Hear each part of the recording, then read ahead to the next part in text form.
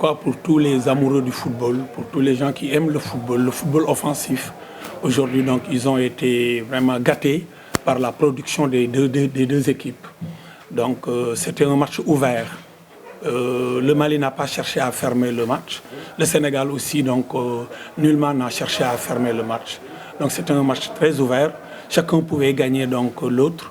Le Sénégal a eu la chance de revenir, la chance et le mérite quand même, de revenir au score, mené 2-0.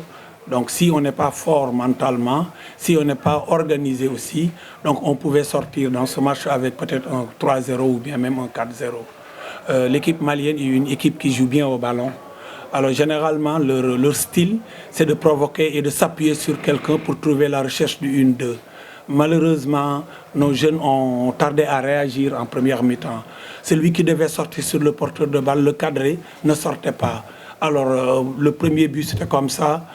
Si je ne me trompe pas aussi, le deuxième but, c'était un cadeau donc, du défenseur. Nous, on demande à nos défenseurs d'essayer de sortir proprement. Aujourd'hui, ce qui nous a surtout manqué, c'est les courses de permutation d'arrière. Donc chaque fois, nous, on demande à nos arrières d'ailes de faire fausse piste et d'aller au milieu. Mais aujourd'hui, surtout le côté gauche, alors celui qui avait le numéro 2, il était toujours sur la ligne de touche. Il n'avalait pas pour attirer l'autre, son vis-à-vis son adversaire qui le prenait. Notre excentré aussi ne pouvait pas demander le ballon. Ils étaient tous les deux sur la ligne de touche. Ça nous a beaucoup donc empêché de dérouler nos sorties de balle.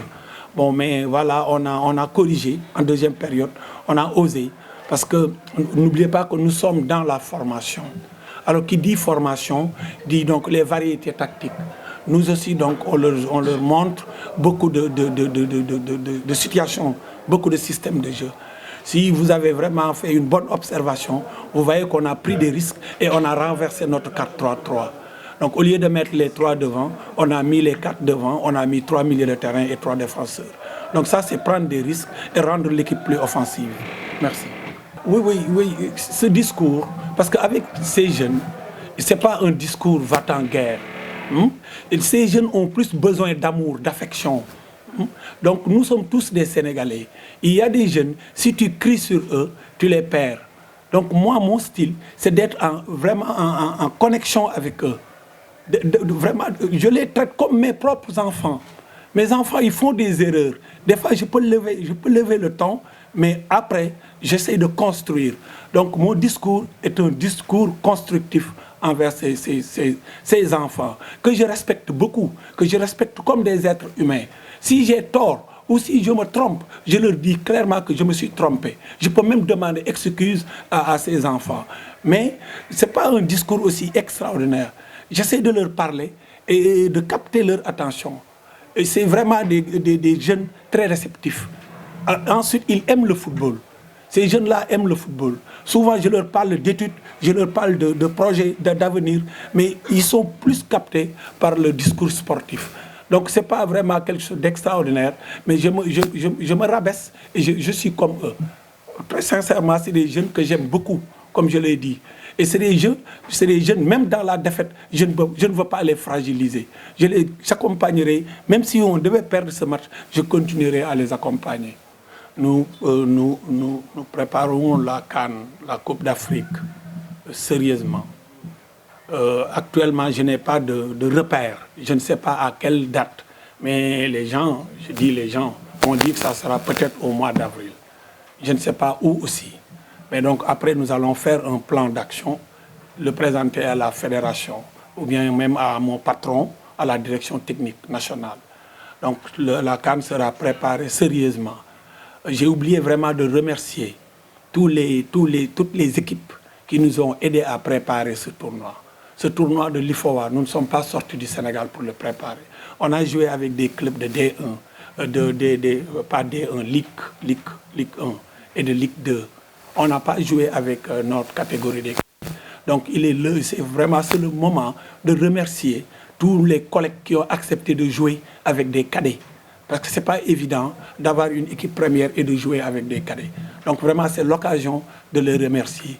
C'est l'occasion aussi de remercier la Fédération sénégalaise de football qui nous a donné au minimum presque 3 mois de préparation. 3 mois, j'étais entre Guéréo et Toubab Dialao. Donc je lève le camp demain, Inch'Allah. Donc vraiment, nous préparons sérieusement la CAN et si possible d'avoir des matchs amicaux avec des pays.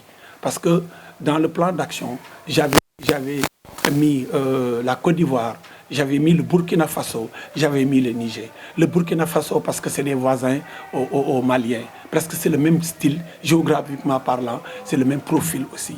Donc je vais encore dans le plan d'action essayer de mettre des équipes à jouer. Si possible, Khairoun. Si ce n'est pas possible aussi, ça ne va pas m'empêcher de continuer à former et à travailler avec les jeunes. Pour le Wafou, moi j'ai joué les semaines nationales et les quinzaines de la jeunesse. Vraiment, cette fête de la jeunesse me rappelle bien donc, mon enfance, ma jeunesse. C'est très bien de regrouper les jeunes, de les faire jouer. Ça les développe sportivement, mais ça les développe aussi, ça les rend encore plus cultivés, de sortir, de rencontrer d'autres pays. Donc je ne peux que remercier le Wafou. Le Wafou, cette organisation, je ne peux que les remercier. Il n'y a pas de Sidi Barham, il n'y a pas de... Ici, personne n'est indispensable. Comme je l'avais dit, j'essaie d'être juste avec les jeunes. Tu fais un bon match, je te mets. Tu ne fais pas un bon match, je te fais sortir. Ensuite, pour Sidi Barham, je ne voulais pas prendre de risque.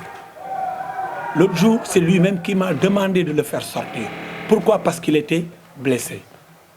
Donc je ne pouvais pas aujourd'hui, même pas 48 heures, le faire encore jouer. D'aucuns m'ont demandé de le mettre en deuxième mi-temps, mais j'ai refusé catégoriquement, ne serait-ce que pour sa santé. Donc Sidi Barham, il était blessé le match passé, vous étiez tous là. Je n'ai pas voulu prendre de risque. D'autant plus que les autres, les jeunes qui jouent aussi là, peuvent faire ce que Sidi Barham fait. Donc on cultive la justice et on cultive aussi que personne n'est indispensable dans cette équipe. Merci beaucoup.